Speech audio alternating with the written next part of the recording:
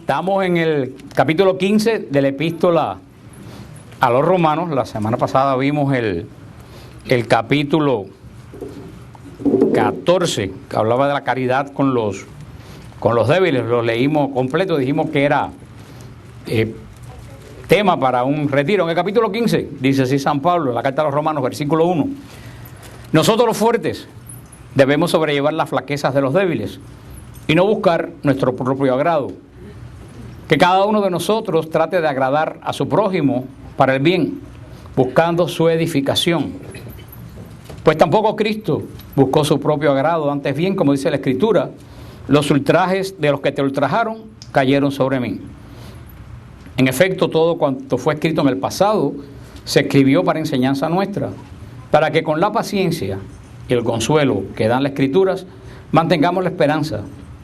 Y el Dios de la paciencia y del consuelo les conceda tener los unos para con los otros los mismos sentimientos, siguiendo a Cristo Jesús, para que unánimes a una voz glorifiquen a Dios y Padre de nuestro Señor Jesucristo. Como ven, dice ¿Alguien puede bajar un poco? Es que eso está demasiado alto. Tiene como una bulla, si lo pueden bajar un poco. Yo creo que ahora se oye mejor, ¿no? Porque ahorita tenía como sí, como algo que... Vemos cómo San Pablo en la carta a los romanos va describiendo la vida de la fe, desde el principio, desde la antigua ley, pasando, después que nos habla de la eficacia de la ley, nos habla del antiguo pueblo, cómo el antiguo pueblo pues se desenfocó y en vez de enfocarse en Dios, se enfocó en la ley, que era solamente el vehículo. Vimos cómo nos habla cómo Cristo vino y realizó la redención, cómo Cristo realizó la propiciación, cómo Cristo puso en orden lo que estaba en desorden. Después nos habló de cómo nosotros esa redención nos la apropiamos por las aguas del bautismo. Después nos habló cómo los bautizados deben vivir en los dones del Espíritu Santo, porque si un bautizado no vive bajo los dones, carismas del Espíritu Santo, pues está perdiendo el tiempo. Verdaderamente está viviendo como una campana que suena. Después, ahora pues nos está hablando la vida práctica, cómo debe ser la vida práctica de ese bautizado que tiene los dones. Vimos en el capítulo 14 cómo hablaba de la caridad hacia los débiles, cómo no debíamos dar escándalos, cómo no debíamos poner leyes sobre las personas cuando Cristo nos ha hecho libres. Y en este capítulo 15 sigue San Pablo, y es muy interesante cómo comienza el capítulo 15. Nosotros los fuertes debemos sobrellevar las flaquezas de los débiles y no buscar nuestro propio agrado. Eso es súper importante. Y San Pablo se cataloga como fuerte, pero ¿fuerte en qué? Fuerte en la fe, fuerte en el Espíritu. Porque fíjate que San Pablo va a decir algo muy interesante en una de las epístolas. Va a decir: el que se cree que está fuerte, cuidado no se caiga. O sea, en las cosas de la fe, esta fortaleza, tenemos que estar seguros que esa fortaleza no es de nosotros. Esa fortaleza nos la da el Espíritu Santo, que está seguro de su propia fortaleza. Dice San Pablo: cuidado no caiga. Por eso dice nosotros los fuertes, no lo que somos fuertes por medio de ejercicios espirituales, ni que somos fuertes porque he aprendido a ser fuertes, sino lo verdaderamente lo que nos agarramos del Espíritu, lo que hemos madurado suficientemente para saber cómo y dónde da el Espíritu. Dice que tenemos que sobrellevar la flaqueza de los débiles. Flaqueza, en este lenguaje tú sabes, quiere decir defecto, debilidades.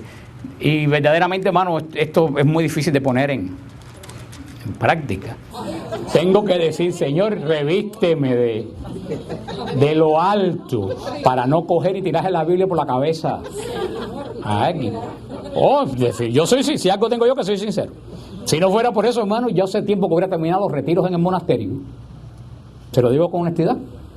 Yo considero muchas veces, y se lo digo con toda honestidad, que los retiros que hacemos en los monasterios es una falta de respeto hacia mí como persona. Lo considero totalmente. Sin embargo, ¿tú sabes por qué no los termino? Digo, tengo que tener paciencia con... ¿Por qué? Dice la hermana, ¿por qué? Porque mira, originalmente quisimos hacer un retiro de silencio. No sé si todos ustedes oyeron los anuncios míos por Radio Paz. ¿Se recuerdan qué decían los anuncios? ¿Es un retiro de qué? De silencio. ¿Se acuerdan que más yo decía? Si ustedes no son capaces de hacer silencio, no vayan. ¿No se acuerdan que yo lo dije se apuntaron cientos de personas, ninguno tenía intención de guardar silencio? una bulla increíble. Yo creo que eso, de cierta forma, es una falta de respeto. Porque si yo digo, por ejemplo, voy a hacer una fiesta en mi casa y no quiero que lleven bebida, y ustedes aparecen con una botella de whisky y la ponen encima de la mesa, yo creo que se están ofendiendo a la persona que está haciendo la... Ok, yo dije, ok, Señor, déjame respirar profundo, es imposible hacer un retiro de silencio. Bueno, vamos a hacer un retiro de recogimiento. Entonces, vamos por lo menos a pedir que hagan silencio en la capilla y en el comedor. En este retiro fue tal la gritería en el comedor que yo le dije a los hermanos, mira, yo no hago más ningún retiro. ¿Tú sabes por qué? Porque me tengo que pasar la vida entera mandando a callar. Entonces tú sabes la larga quién queda como el pesado. Yo, cuando nosotros en nuestro ministerio queremos hacer un retiro de silencio. Fíjate que yo dije, yo no hago más ningún retiro. Aquí se acabaron los hermanos, me dijeron, mira que les digo, mira, yo sigo haciendo los retiros, pero yo no me ocupo más de la disciplina del retiro. Yo doy la charla y me voy para mi cuarto. Y el resto pues haga aquí lo que bien le convenga. Pero ¿por qué no termino los retiros? Un ejemplo.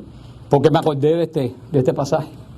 Bueno, que yo le voy a hacer. Pero yo creo que verdaderamente que una persona, que puso un ejemplo, puso un retiro como un ejemplo. Yo creo que si una persona, oye decir, hay un retiro, qué sé yo, del Espíritu Santo, y a usted no le gustan los carismáticos, usted no debe ir. ¿Cómo tú vas a ir a un retiro carismático a decirle a la gente, no pueden cantar alabanza? ¿Ustedes me entienden lo que le quiero decir? Muchas veces que respira fuerte y decir, Señor, vamos a seguir porque ¿qué otra cosa podemos hacer? Esto es un ejemplo mío, pero cada uno de nosotros tenemos que lidiar con esta frase de San Pablo. Los que vienen por primera vez cuando digo que los odios, yo estoy hablando en sentido figurado. Lo que pasa es que los que no conocen la forma que yo hablo, yo siempre digo las cosas exageradamente para que ustedes se lleven un mensaje. Porque si se lo digo normal, no captan la idea. Te aseguro después que diga que yo los odio a todos, no se les olvida lo que estoy diciendo. Se lo puedo asegurar. Pero es lo que dice una persona que está agarrada del Espíritu Santo, tiene que tratar de sobrellevar la flaqueza de los que no. Y eso, hermano, no es fácil. Se lo digo que no es fácil. Las madres y los padres con los hijos, o los hijos con los papás y las mamás que son muy mayores, que a veces que uno dice, ay Dios mío, todos los días me dice lo mismo, pero uno tiene que acordarse de esto. Los hermanos que no han crecido en la fe vienen todos los días con el mismísimo problema, y tú les hablas y tú oras, ya no te queda oración en todo el calendario que hacer, y siguen con la misma. Entonces, que Señor, bueno, tenemos que acordarnos lo que dice San Pablo. No puedes buscar tu propio agrado. Si fuera por mí, no había más retiro. Créanme, porque tú sabes, el único que se desespera en todos los retiros, pierde la paz, pierde el deseo de estar en ese lugar. ¿Tú sabes quién es?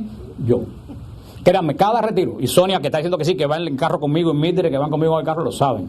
Porque nosotros nos vamos el día antes para poder arreglar todo lo que ustedes ven ya arreglado cuando ustedes llegan. Ellos saben que cada retiro para mí es una pesadilla. Cuando estoy hablando en serio, que me deja mal por meses. Sin embargo, yo no puedo buscar mi propio agrado. Tengo que seguir haciendo lo que el Señor pues quiera. Y yo creo que cada uno de nosotros tenemos, si todo el mundo pensara eso, no buscar, yo nada más que hago lo que a mí me agrada. No, a eso no nos llamó el Señor. Eso nos llamó a construir su reino. Cada cual en el nivel que el Señor lo ha llamado, porque a todo el mundo no lo ha llamado a predicar, a todo el mundo no lo ha llamado a orar, a todo el mundo no lo ha llamado a tocar guitarra. El Señor cada uno lo llama. Ahora créeme, hermano, al nivel que el Señor te llama, tú tienes que aplicar esto. No puedes buscar tu propio agrado. Porque si tú buscas tu propio agrado, te pasa como los judíos con la ley. Te desenfoca. Entonces mides las cosas ¿por quién? Por ti mismo. Entonces tú no puedes medir las cosas por ti mismo. Tú tienes que medir las cosas por lo que Dios te está pidiendo, para lo que Dios te está llamando. Porque hoy en día, hermano, es facilísimo que te desenfoque. Y yo quiero decirle algo, yo estaba pensando hoy, y a lo mejor parece una locura, pero de esta forma todo el mundo piensa que estoy loco, así que me da igual que piense que estoy más loco todavía. Decía, así como hay alerta del tiempo, ustedes han visto que ponen ese anuncio que dice, viene entornado. Alguien espiritual debe dar alerta cuando el otro anda loco. Alguien con discernimiento tiene que haber, porque yo quiero decirle, del lunes para acá, El enemigo de Dios anda desatado. No anda suelto, Sonia, se volvió loco. Hace 2 días, yo no sé quién hace 2 días aquí que no ha tenido problemas, que levante la mano, quien hace 2 días no ha tenido problemas. Tú no has tenido problemas en los últimos 2 días, Carlos. Que no ha tenido. Te voy a dar con el micrófono. Hermano, hace 2 días que el otro anda loco, atacando a todo el mundo a ver a quién puede tumbar. Yo decía, alguien debe estar diciendo de pasar un email, de eso que mandan alerta, que el otro anda hoy enloquecido. Yo se lo digo, pero eso tiene que ser una persona que tenga discernimiento espiritual, no cualquier loco que anda por... Yo le digo una cosa a ustedes, si quieren seguir mi consejo, todos estos días por la mañana empiecen haciendo la oración de la sangre de Cristo. Se lo digo en serio, el otro hace 2 o 3 días que no sé por qué, no sé si será que le queda poco tiempo, pero lo hace como 3 días que el otro está totalmente más desquiciado de lo que nunca en mi vida lo he. Está como esa gente que lo van a agarrar y empieza a tumbar palo para todo lado. Las personas que son espirituales saben de qué yo estoy hablando. Por eso le digo a ustedes, lo notes o no, trata esta semana todas las mañanas cuando te levantes. Si tienes la oración de la sangre de Cristo, si no la puedes sacar después de nosotros, empieza la mañana haciendo la oración de la sangre de Cristo. Y aplicar este versículo. Dice que cada uno de nosotros trate de agradar a su prójimo para el bien. Pero fíjate, no tratando de agradar al prójimo para que digan, ay, qué nice es fulanito. Sino dice que tratando de agradar al prójimo, buscando su edificación. Fíjate que la palabra edificación, ¿qué cosa quiere edificación? ¿Qué cosa quiere decir edificación? Crecimiento. La palabra edificación no quiere decir que implica crecimiento, pero edificación es construcción. Edificación es que tú estás construyendo algo.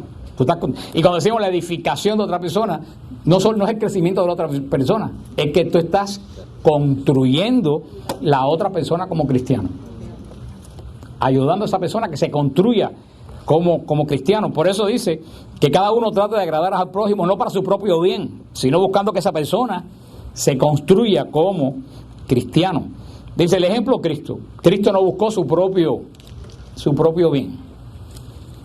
Y el otro día, yo no sé si fue, venía oyendo en Radio Paz, un programa que había como a las 4 de la tarde, creo que hoy, decía ese señor que estaba hablando, no sé si es sacerdote porque lo cogí tarde, decía, todo el mundo va a los sermones de la iglesia y dice, ay, qué lindo, pero cuando tú le preguntas qué fue lo que dijo, nadie sabe qué fue lo que dijo.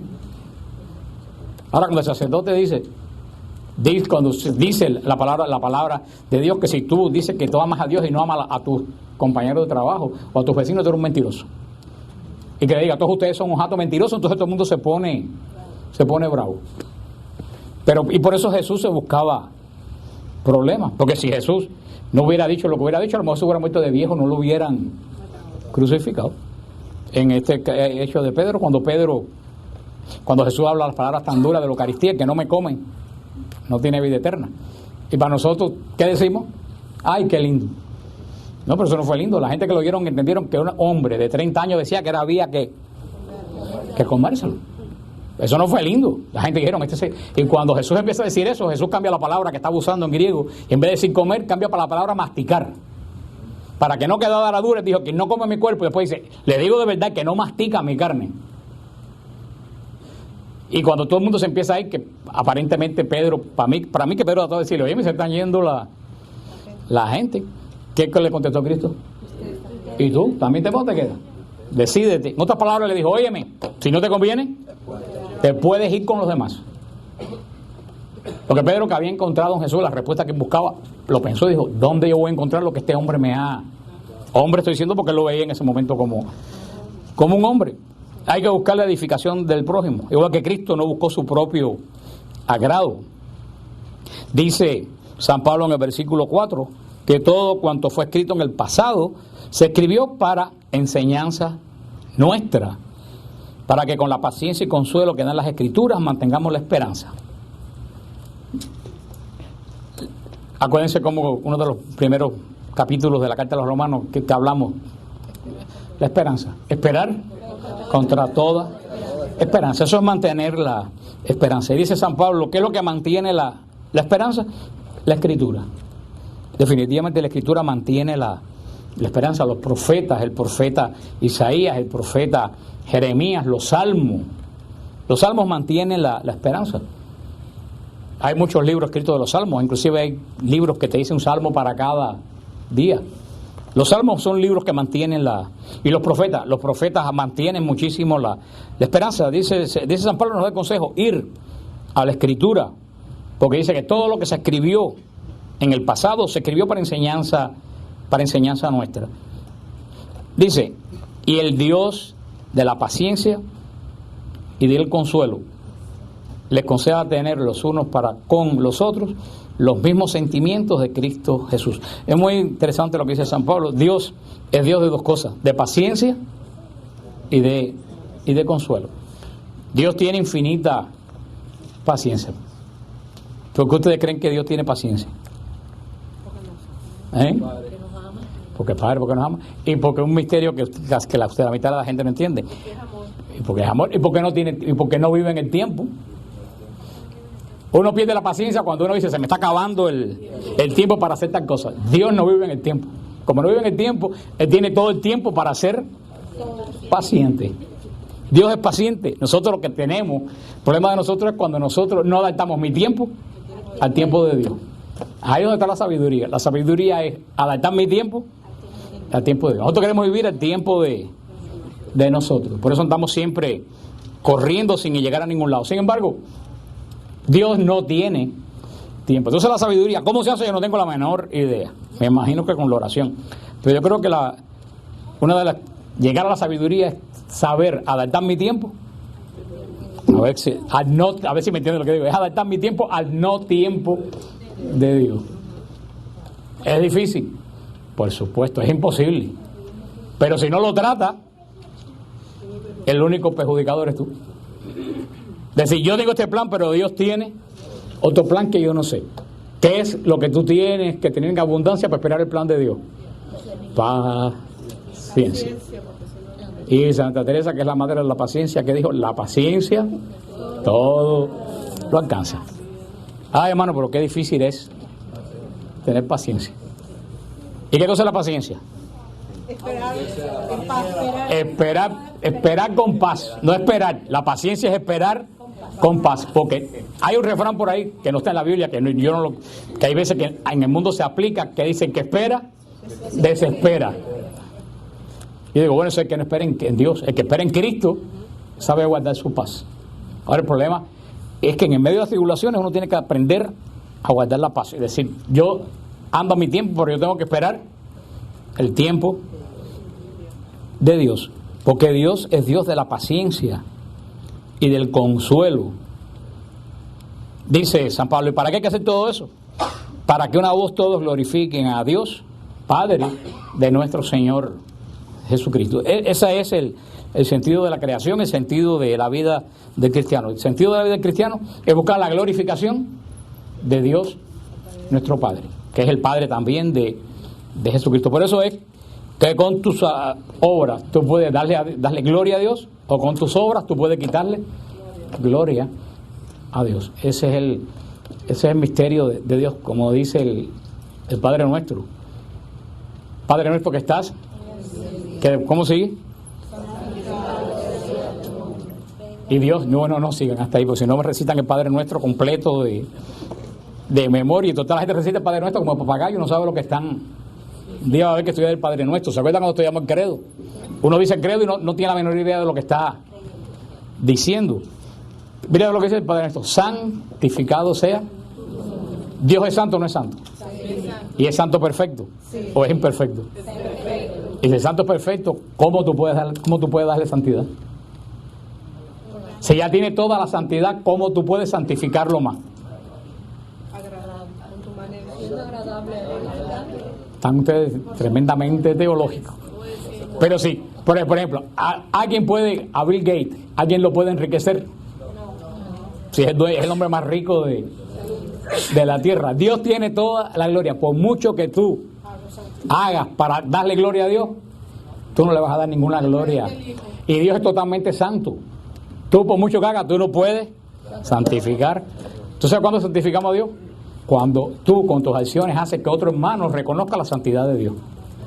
Porque entonces no le estás dando santidad a Dios, está haciendo que otra persona reconozca la santidad de Dios. Santificado sea tu nombre. Tú santificas a Dios viviendo santamente para que otra persona conozca la santidad de Él. Porque en la medida que más gente conozcan a Dios, más se santifica el nombre de Dios. No en Él, sino en los demás. Y tú puedes darle santidad al nombre de Dios o quitarle santidad al nombre de Dios. Hermano, eso es terrible. Una acción tuya mala que haga que el nombre de Dios sea desantificado. Eso es terrible. Hemos visto todos los escándalos que han habido en estos días, cómo se le ha quitado santidad al nombre de Dios y santidad a la iglesia. Hermanos, esos son pecados que se pagan muy en serio, pero muy serio.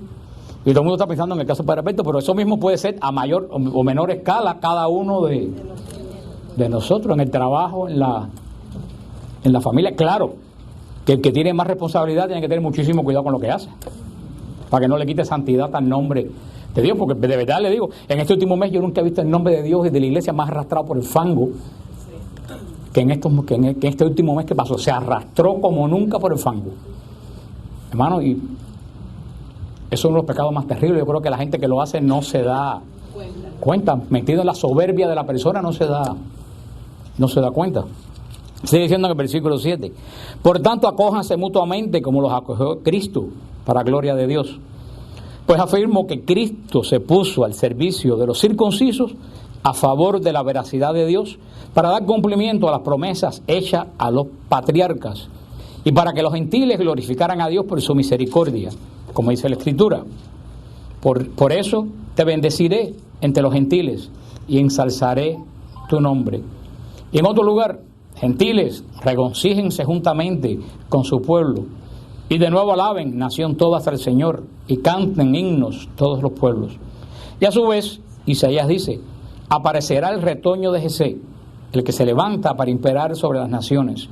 En él pondrá las naciones su esperanza. El Dios de la esperanza los colme de todo gozo y paz en la fe, hasta rebosar de esperanza por la fuerza del Espíritu Santo. San Pablo, en esta carta, ya camino al final de la carta a los romanos, pues nos pone lo que ha sido el camino de toda la carta a los romanos, diciendo: el cristiano debe ajustar su vida a Cristo. Punto. ¿Se puede lograr totalmente? No, pero si no lo logra, cada día te alejas más de... Por eso termina casi esta carta diciendo San Pablo: acójanse mutuamente. ¿Como quién? Como Cristo los acoge a ustedes. Entonces imagínate, tú llegas a la confesión contrito y Cristo diga: no tengo nada que ver contigo, me tienes, como dicen en Santo Domingo, me tienes harto ya. Cristo nunca dice, y es lo que le decía a ustedes, que no viera el caso, pero le decía a ustedes de la confesión: mientras nosotros sigamos viendo la confesión con miedo, no hemos crecido en el Espíritu. El día que tú vayas a la confesión con alivio, decir: Dios mío, necesito confesarme porque necesito salir de... Entonces ya tú estás creciendo en el... Ahora cuando tú digas: ay, confesarme, y ahora todavía tú no has crecido, no conoces, porque Dios, cada vez que tú te confiesas, hay fiesta en el cielo. Y si hace 40 años que no te confiesas, hay más fiesta todavía en el cielo. El otro día también lo decía un sacerdote que estaba dando un testimonio, que decía que él daba una, no sé si era retiro, qué sé yo, y decía: en este retiro perdí el tiempo. Dice que vino un señor con pocas caras de amigo a confesarse, y él dijo: este viejo debe venir con el pecado que le dijo una mala palabra a la nuera, qué sé yo, y le dijo: padre, ¿cuánto tiempo hace que no te confiesas? Y el señor le dijo: hace 71 años que no me confieso. Dice: padre, para mí fue una alegría inmensa. Al contrario, todo el mundo pensaría que el cura se puede poner bravo. Dice: para mí fue una alegría inmensa saber que yo con estas manos que ungieron una vez en óleo pude perdonar los pecados de 70 años. Cuando uno empieza a ver la confesión de esa forma, uno ve las cosas diferentes. Porque Cristo siempre que te acoge. ¿Sí? No solo es perdonar, porque tú puedes perdonar y no acoger. Tú puedes decir: sí, lo perdono, pero mientras más lejos se ponga, mejor. Y está bien, ya si tú perdonas, aunque no quieras ver a la persona, ya es un paso. Pero ¿cuál es la perfección? Perdonar y acoger. Ahí sí tú triunfaste. Ahí tú llegaste, entre todos los 30 escalones de San Juan Climaco, llegaste casi a lo perfecto. Cuando perdona y acoge. Ahora, pero para perdonar y acoger, dice, solamente lo puedes hacer agarrándote en Cristo. No hay ninguna otra forma. Y pone el ejemplo de Cristo, dice, Cristo se puso al servicio de los circuncisos. ¿Quién eran los circuncisos? Los judíos. ¿Y por qué le dice circuncisos? Porque era la gente que estaban amarrada, ¿a qué? A la ley. Dios le dio 613 leyes. No, ¿quién se los buscó? Ellos mismos. ¿Y qué hizo Cristo? Se hizo ley con ellos. Cristo se puso bajo la misma ley que ellos. ¿Y por qué se puso bajo la misma ley que ellos? Dice, para dar cumplimiento a lo que profetizaron los patriarcas y los profetas. Cristo no tiene necesidad de amarrarse a la ley judía. Sin embargo, Cristo se amarró a la ley judía, ¿para qué? Para acoger ¿a quién? A los judíos. Para decir, mira, este es igual que uno de nosotros. No es uno extraño que viene de afuera. Eso me recuerda el hecho del padre Damián, que ahora está en proceso de beatificación. Este señor que para poder entender a los leprosos, se hizo leproso y se inyectó el virus de la lepra. Para poder ministrar, porque los leprosos no lo acogían y decían, ¿cómo tú que no eres leproso vas a entender a mí que se me están cayendo los pedazos de...? Y él se hizo leproso para ser aceptado por los leprosos. Eso es lo que quiere decir San Pablo. Tenemos que tener acogida para los demás, y muchas veces que hacer esfuerzo para acoger, no solo para perdonar, para acoger. Dice, por eso Cristo se puso al servicio. Cristo se puso al servicio de Israel sabiendo que Israel lo iba a crucificar. De eso no hay la menor duda. Dice también, ¿para qué? Se hizo circunciso con los judíos, ¿para qué? Para cumplir la ley y para que los judíos supieran que Dios caminaba junto con ellos. Pero también por otra cosa, para mostrarle a los gentiles su misericordia. ¿Quiénes son los gentiles? Los que no son judíos. Gentiles no es aquel que dice, ay, pase usted primero. Eso no es los gentiles que habla San Pablo. Cuando los judíos llaman gentiles, y están diciendo lo fino, porque la palabra que ellos muchas veces utilizan no es gentiles, es perro, hasta el día de hoy. Dejen que no se crean que son tan nice ni nada de eso como nos lo quieren poner. Ellos, los que no son, hasta el día de hoy le siguen diciendo perro a los que no son. Vaya, no estoy diciendo de todo el mundo, estoy diciendo de los que son. Ellos llaman gentiles a todos los que no tienen la gracia. Pero dice San Pablo, se hizo judío también para dar testimonio a quién, a nosotros los gentiles. Y dice, y mientras la Escritura dice, por eso bendeciré tu nombre entre los gentiles. O sea, Jesús no solamente se hizo judío, sino también se amarró a la ley para mostrarnos a nosotros cómo también una persona puede, si dentro del orden de Dios, servir a Dios. Y por eso vemos la famosa parábola esa que mucha gente no entiende, cuando la señora que no es judía de Sidón le dice que sane a su hija. Jesús dijo, yo no vine para los perros, yo vine para la casa de Israel. Y que la señora dijo, bueno, los perritos comen las migajas Y mucha gente dice, ¿cómo Cristo puede llamarle perra a una mujer? Eso es lo que mucha gente... Pero como siempre he dicho, tú no puedes leer el Evangelio en blanco y negro. Tú para el Evangelio tienes que ponerte en la situación donde se está realizando. Porque si tú no entiendes por qué Jesús dice perra a esta mujer, ¿cuál es el primer juicio tuyo? Yo siempre le digo a las personas, tú siempre tienes que partir, cuando tú lees el Evangelio, de que Dios jamás se equivoca. Entonces, si tú lees el Evangelio y tú crees que Dios está equivocado, puedes tener 110% de seguridad que el equivocado eres tú. Entonces tienes que buscar el verdadero, porque Dios no puede equivocarse. Dios no puede ser grosero. Entonces, si tú no entiendes el Evangelio, tú no puedes decir, qué grosero es Cristo, no tienes que decir, ¿cómo yo no entiendo? ¿Qué pasa aquí que yo entiendo? Y tienes que saber que eso lo acabo de decir, ¿cómo le decían los judíos a los no judíos? Perro. Por eso cuando viene esta mujer, que por su forma de vestir, por su forma de hablar, Jesús estaba en casa de unos fariseos comiendo, en un caso israelita, comiendo. Llega esta mujer extranjera y le pide un milagro. ¿Qué pensarían todos los judíos que estaban sentados con Jesús a la mesa? Esa es una Es una perra extranjera. Por eso Jesús le dice, yo no vine para los perros. Entonces, si ustedes se ponen en ese lugar, Jesús dice, yo no vine para los perros. ¿Cómo usted se imagina que harían todos los fariseos aquellos con sus cosas y su gorro? ¿Qué usted cree que harían esos fariseos? Habían dicho, este está hablando como es. ¿Cómo es? Por eso cuando la mujer dice, los perritos comen, Jesús dice una palabra terrible, dice, en todo Israel no he encontrado una fe como esta mujer. ¿Tú sabes lo que hizo? Le dio a los... Porque todos los judíos dijeron, habló bien, y después le dijo, todos ustedes están equivocados, ninguno de ustedes tiene fe, la que tiene fe es esta mujer que no es israelita. Tienen que ver de esa forma. Es una tremenda enseñanza. Todos dijeron, claro que sí, que es una perra extranjera, esa mujer que... Y Jesús te viene diciendo que tiene más fe que todos los fariseos que estaban sentados en esa... ¿Y qué es lo que vence a los ojos de los hombres? ¿Qué es lo que vence esa resistencia? Porque no había resistencia, era una enseñanza. Pero ¿qué es lo que vence esa resistencia de Dios? La humildad. Lo único que derrota a Dios es la humildad. Ante la humildad, Dios queda vencido. ¿Por qué muchas oraciones no se dan? Porque no la pedimos con humildad, pedimos con arrogancia. Lo dijo Sor María de Jesús, lo dijo Sor María de Jesús crucificado. Dice, en el cielo hay toda clase de pecado, menos soberbia. Y en el infierno hay toda clase de virtudes, menos humildad. Una persona que es humilde, derrota, en el buen sentido, derrota. Dios se queda desarmado cuando tú eres humilde. ¿Y qué es lo que va a decir entre comillas que desarmó a Cristo? ¿Qué es lo que desarmó a Cristo? La humildad de esa.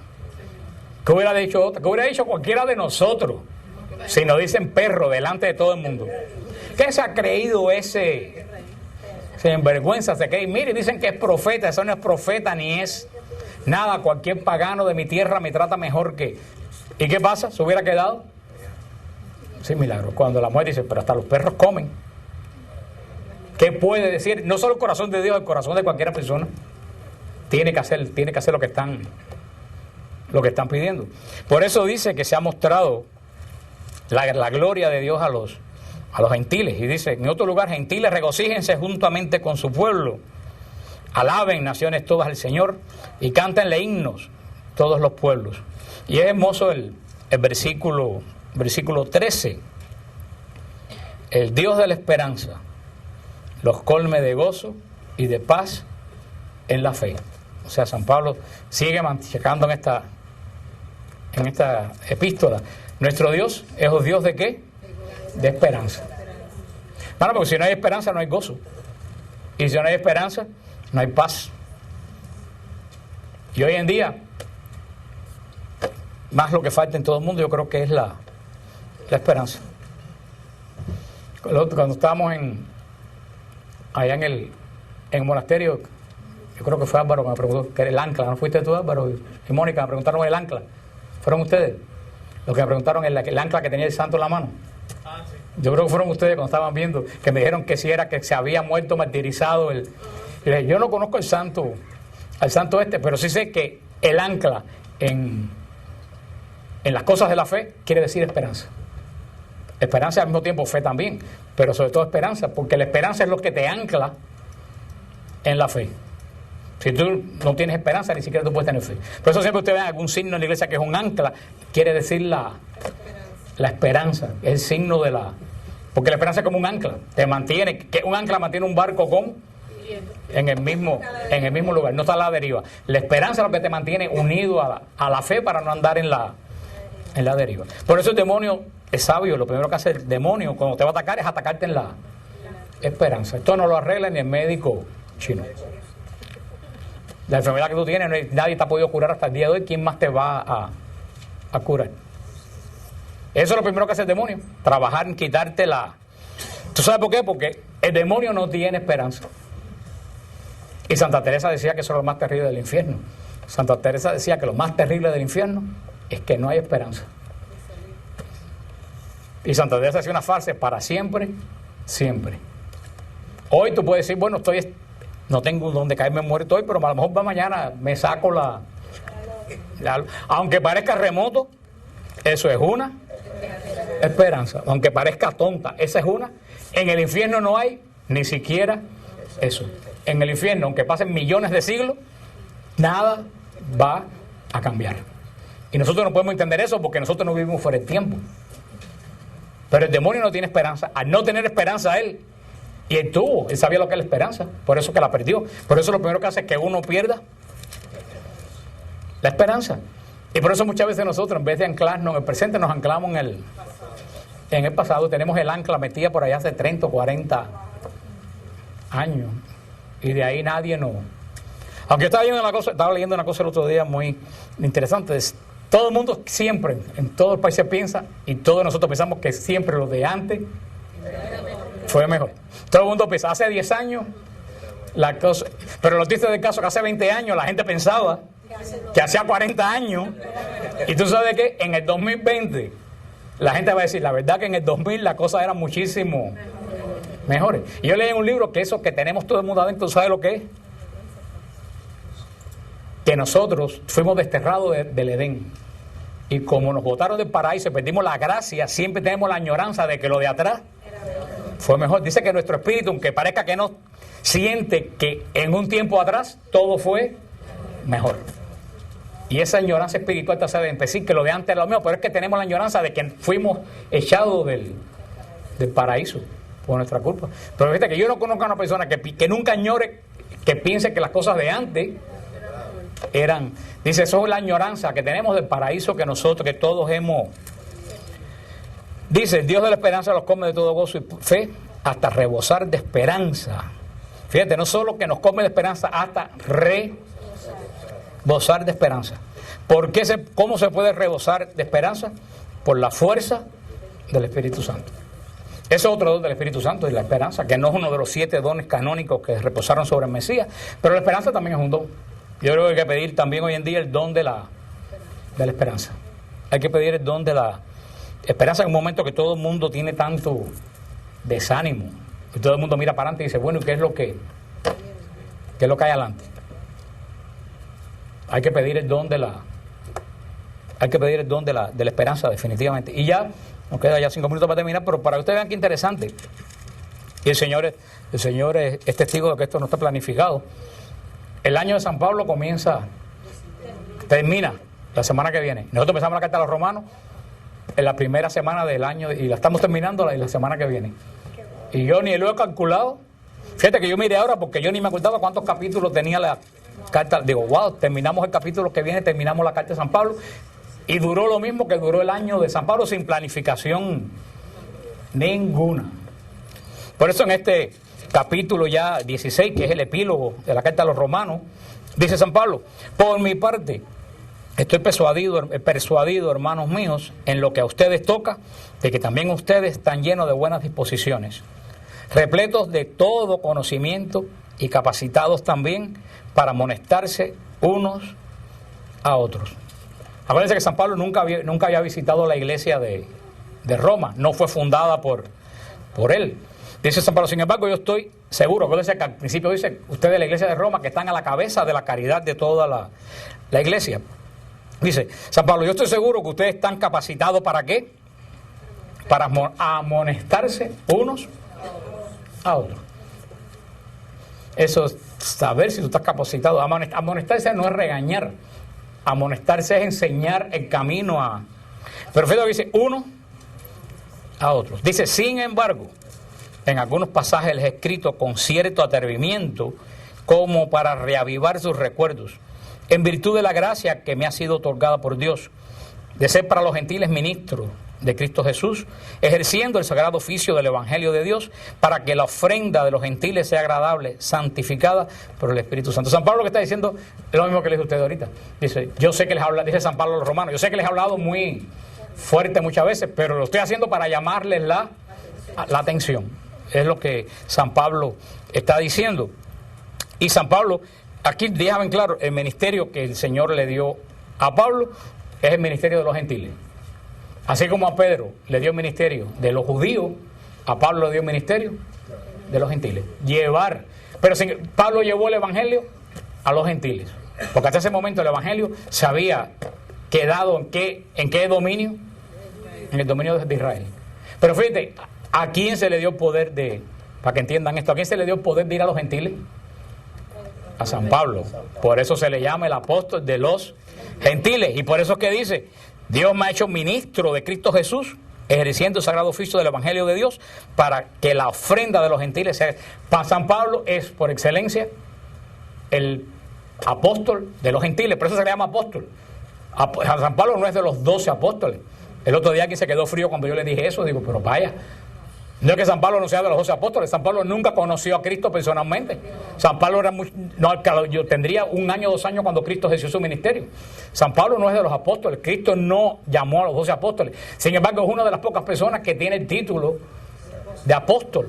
¿Por qué? Porque a los 12 apóstoles originales los llamó Jesús para ministrar el Evangelio, pero a Pablo lo llamó Jesús para ministrar a los gentiles. Pero fíjate qué interesante, a pesar de que Pablo fue llamado a ministrar a los gentiles, ¿a quién se le dio la orden de que los gentiles podían ser admitidos en la iglesia? A Pedro. Porque lo lógico es que si Pablo es llamado a ministrar a los gentiles, ¿a quién le hubiera dicho Dios mata y come? A Pablo. Si eres quien le dio. No, sin embargo, para que veas cómo el orden de Dios está centrado en ¿quién? En Pedro. Pablo fue llamado a predicar a los gentiles, pero a quien se le dio la instrucción de que los gentiles pueden ser recibidos en la iglesia es a Pedro. ¿Y quién bautizó el primer gentil de toda la humanidad que se convirtió? Pedro. Sin embargo, Pablo está llamado, aunque el orden emana ¿de quién? De Pedro. De Pedro. Pero Pablo es llamado a llevar el evangelio a los gentiles. Fíjate quién Dios manda a llevar el evangelio a los gentiles. Al que es menos capacitado para llevar el evangelio a nadie. ¿Por qué? Porque perseguía a los cristianos. O sea, al que perseguía a los cristianos es a quien Dios llama para llevar precisamente el evangelio. Mira tú cómo Dios escribe derecho. Este sábado en la renovación carismática aquí en Miami, en la charla del sábado por la noche que dio el padre Jordi antes de la procesión, el padre Jordi decía que San Pablo no solo tuvo un encuentro con Cristo en el camino de Damasco, tuvo un encuentro con la iglesia. No sé si ustedes se acuerdan cuando el padre Jordi lo dijo, es cierto lo que dice el padre Jordi, todos los días se aprende algo. Tuvo un encuentro con Cristo, pero con la iglesia, porque ¿qué le dice Cristo? ¿Por qué me persigue? ¿Pablo perseguía a Cristo? No, Pablo perseguía a la iglesia. Por eso es que le dice Pablo, como que yo te persigo si yo no sé quién tú eres. Y Pablo le dice, ese que tú persigues, esos cristianos que tú persigues es mi cuerpo. O sea, fíjate, y decía Padre Dios, y vemos cómo este Pablo, que salió a Antioquía a perseguir a los cristianos, a la iglesia de Antioquía, entra ciego a Antioquía y es llevado ¿a dónde? A la iglesia. Y es llevado a la iglesia.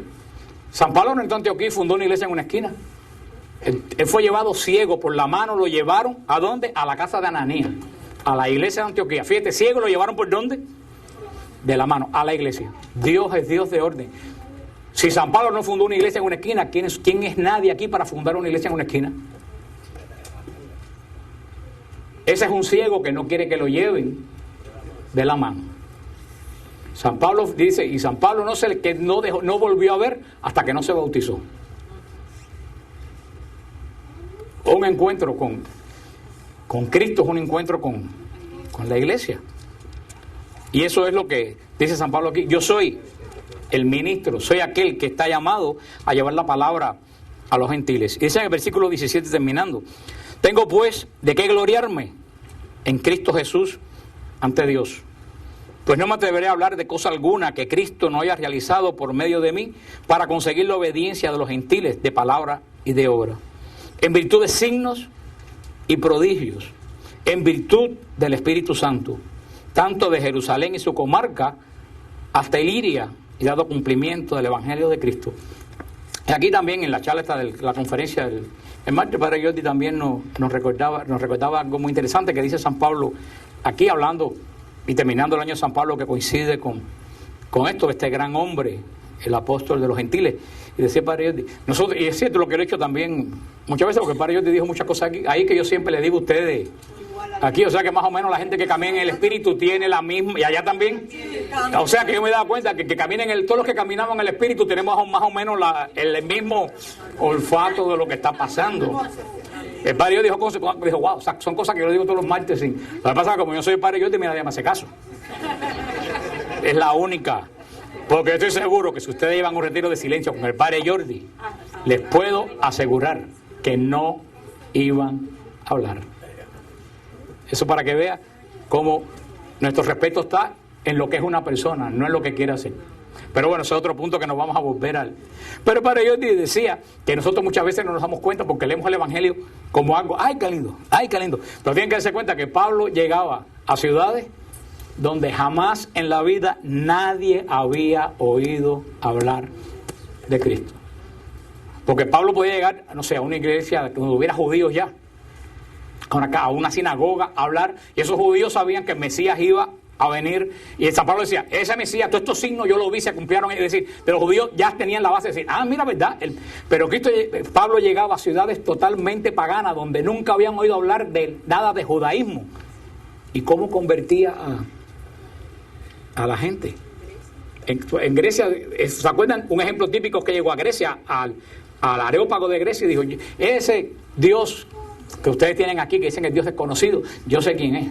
Y todo el mundo dijo, wow, qué interesante. Y vinieron y me dijeron, ese Dios que fue crucificado. Dijeron, no, otro día nos cuenta la historia esa, porque Pablo iba a ciudades que le decía, yo estoy predicando a un Dios que murió la muerte de los esclavos. ¿Cómo decir ahora? Yo estoy predicando a un Dios que se murió de sida. Te dice a cualquiera y dirá, este está loco, un Dios que se muere de sida, una enfermedad de promiscuo. Estoy generalizando, de promiscuo. Eso es lo que la gente cuando decía, yo predico un Dios que fue crucificado, decían, pero ¿este hombre qué? ¿Por qué San Pablo hacía que con su predicación gente pagana de buena primera se convirtieran en creyentes fieles? ¿Tú sabes por qué? Y eso es lo que nos falta a la iglesia hoy en día hoy, lo dice aquí. En virtud de signos y prodigios, en virtud del Espíritu de Dios. San Pablo predicaba el Evangelio con signos y prodigios. Cuando tú predicas el Evangelio con signos y prodigios, la gente cree. Cuando tú predicas el Evangelio y la gente se sana, la gente dice, mejor que le ponga atención a lo que están diciendo esa persona. Si tú predicas el Evangelio y llega una persona hoy con una cara que parece un vampiro y a la semana siguiente regresa con una cara que le han quitado 40 años de encima, cuando psiquiatra ni médico han podido hacer nada con esa persona en años, tú dices, mejor que tengan en cuenta lo que esa persona está diciendo. Y eso es lo que le falta a la mitad de los predicadores de la iglesia hoy. Predican un Dios que no hace nada. Entonces te predica un Dios que no hace nada y cuando tienes un problema tienes que ir a un santero o un espiritista porque no te han dicho que el Dios que tú crees tiene poder. El Señor dio muy claro en su Evangelio, y lo vimos el día de la Ascensión hace 2 domingos, vayan por el mundo predicando el Evangelio. En mi nombre echarán demonios, sanarán enfermos. Esos signos que acompañan es lo que hace que la gente crea. Por eso que hoy en día la gente no cree, porque la iglesia predica. La mitad de los sermones de la misa son unos sermones que no tienen poder, son historia. Y fíjense que casi todos los sermones son en pasado. Cuando ustedes digan predicar en pasado, pónganse a leer la Biblia o piensen en algo piadoso. Te dicen, Jesucristo sanó. Jesucristo no sanó. Jesucristo sana.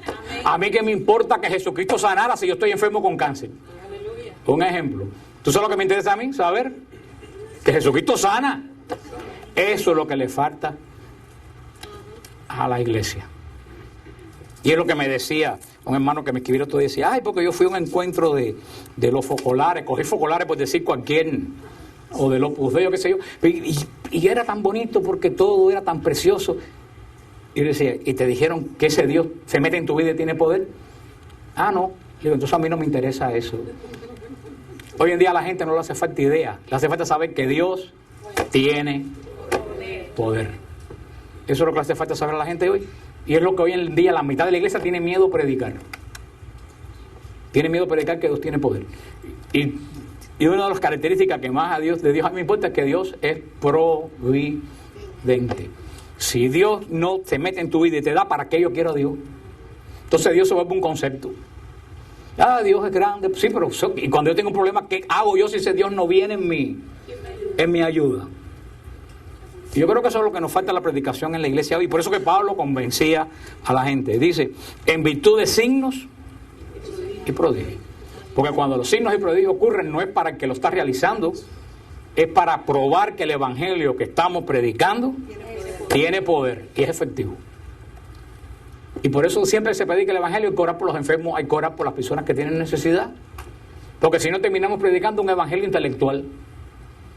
Y el evangelio no es intelectual, el evangelio es poder de Dios. Y la gente necesita hoy saber que Dios se mete en tu vida y la pone patas arriba. Es lo que necesita la gente. Porque tú sabes cuántos problemas hay que necesitan ser solucionados. Y cuánta gente carga problemas años y años y años y años, porque nadie le ha dicho, Dios en quien tú crees te puede liberar de ese problema. Eso es lo que necesita la iglesia. Por eso que yo digo, desde que yo encontré el movimiento carismático, yo dije, por ahí es donde a mí yo siento que es lo que hoy en día el mundo necesita, porque todo el mundo conoce a Dios. Y si todo se queda, ay, yo entro en la presencia de Dios y me quedo, eso está muy bien. Pero eso pasó en el Monte Tabor. ¿Y qué dijo Jesús a Pedro cuando quisieron hacer 3 casitas y quedarse ahí? Para nada. Para Jerusalén. Uno sube aquí arriba a coger fuerza, pero no te quedes ahí, tú vuelves a dar la batalla. Y ese es el Dios que predicaba Pablo. Por eso es que Pablo es mandado a predicar, porque lo que vivió Pablo no fue nada fácil. Si ustedes cogen un mapa, si ustedes un día cogen la curiosidad, cogen un mapa y ponen todas las ciudades que Pablo caminó, van a ver que son miles de kilómetros a pie. No, a pie, miles. Y tú ves que Pablo iba para la Asia Menor y el Espíritu Santo le dice, tienes que virar.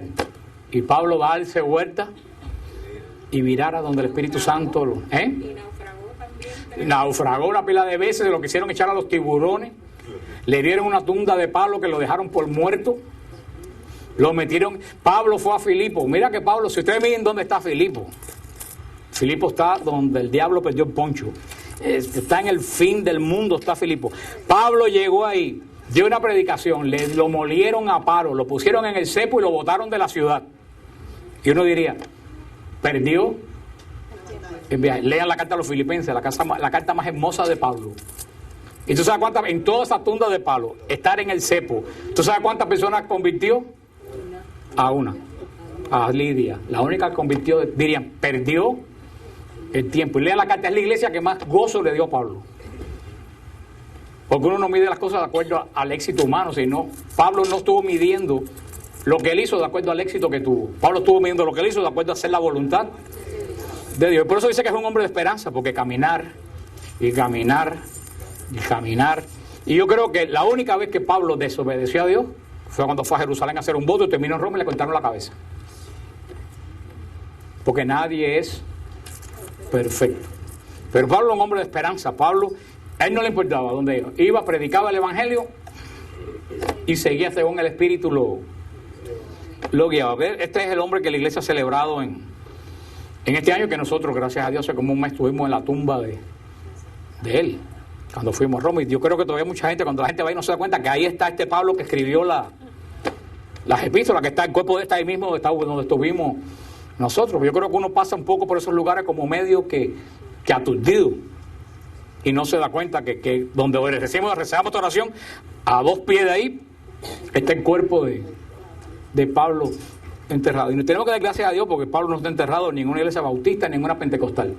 Está enterrado en una iglesia católica. Y los 12 apóstoles están enterrados en iglesia católica. Qué raro. Terminamos. Vamos a